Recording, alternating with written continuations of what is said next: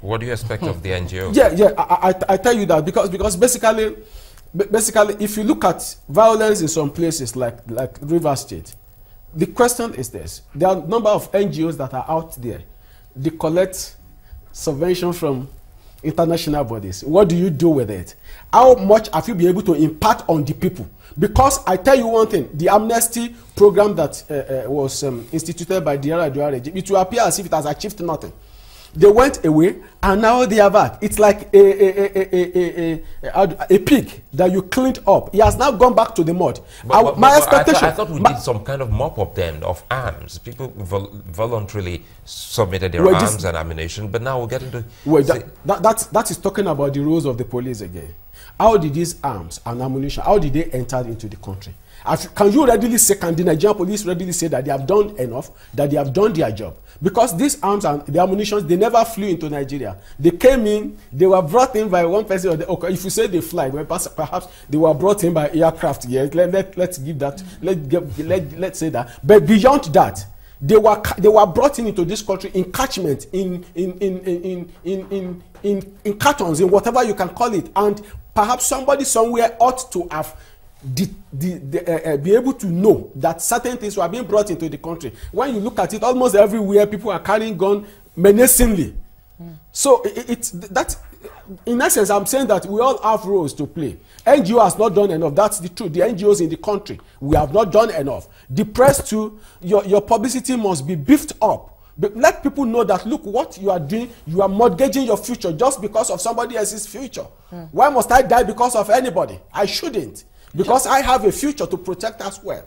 So just taking a look at this headline, I mean, and the fact that it's large and it's overarching, as it were. Court bars army from Rivers polls. How do you think that is going to play out, considering what many might term a bad omen? 2 soldiers killed already in just, how many days to the elections? Well, the headlines, you know, most headlines are sensational, whether you like it or not. If you look at the content of the judgment itself, I do not see anything that is out of norm in it. If you say you cannot, they have no business in conducting election. That is the truth. The army has no business. If the excuse is that they were drafted because of the violence to ensure that people who want to foment troubles were put in the check, I do not see a court saying that the army cannot be brought in to put people, to put thugs, to put cultists, to put violent makers into check. I cannot imagine that. So you think that this headline is subject to interpretation? Yeah. The headline itself is subject to. One side will say, well, it is good for us. The other side will say, no, it is wrong. It depends on which of the sides that you belong to. For those who say, oh, look, the army should not be part of it for whatever reason, and army should not even come to River State, because this judgment did not say army should not come to River State. It said you have no business in Rivers Pool, and that is the bitter truth, and that is constitutional. Which yes, it's constitutional. What I'm saying is, what would that mean? Would it mean that the army will be in their barracks on the day that elections is being conducted? If the election, I mean, the army has an oversight, a secondary role. I won't call it primary now, because that's not their primary role. If there are problems, they can be brought out of the barrack to check, to put in check.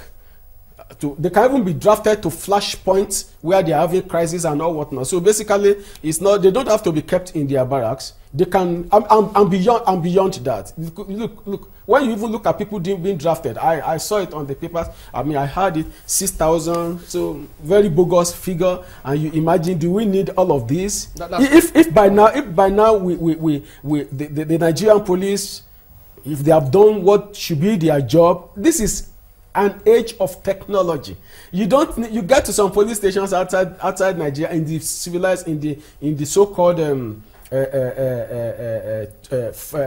developed countries. You barely see more than 2-3 policemen on the counter monitoring, because they use more of the gadgets and they're able to monitor whatever it's going on. So I think basically we should look more into that, so that wherever a man is and is going to foment trouble, technology has developed to a level that you can get certain things put in check. Speaking about technology and part of the solutions to this, in order to prevent all of this, because some say that the reason why many of them are talking the way they're talking and acting the way they're talking is because, one, they suspect that they don't want to be outrigged by one party or the other, and some of them feel they can have their way. Yeah. But those who are suggesting way out to prevent all of this from playing out is electronic voting.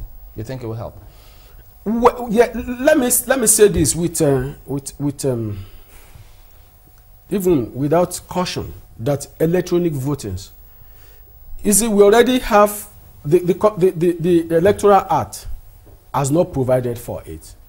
Your elections has to be, your voting has to be done manually. But then it brought in an innovation, which is the use of this card reader of a thing. But we are all aware of the fact, few weeks back, that the Supreme Court says no, it's not provided for in the Electoral Act. That again, without missing word, the court meant quite well, because I will not disparage the court. And fear for fear, if we say the last arbiter in this country has not done well, then definitely it's like throwing the entire polity into crisis. But having said that much, that judgment again has now made politicians to re-strategize. They are now looking at it, okay, if this thing will not work, if it's not about a card reader of a thing, which we found out, because fear for fear, card reader was a big check on manipulation of election. It was a very big check. But now that the card reader itself cannot be justified within the tenets of the law, then definitely it becomes an anathema. But I think, well, because I remember when it was introduced, the former chairman of INEC was in the Senate, he talked about all of this, and they did ask him as well about if that can be relied on solely for election results. And he said, well, it's not provided for, because we're not allowed electronic voting. And so what they're saying is, yes, for accreditation purposes, but not that you rely solely on that as to this is who won based on the card reader. I think what they did was, what the lower courts, the courts before the Supreme Court looked at was that, look, if for whatever reason you could not be recognized by the card reader, and it means if you could not be accredited by the card reader, it will mean that you were not eligible to vote. I'm coming.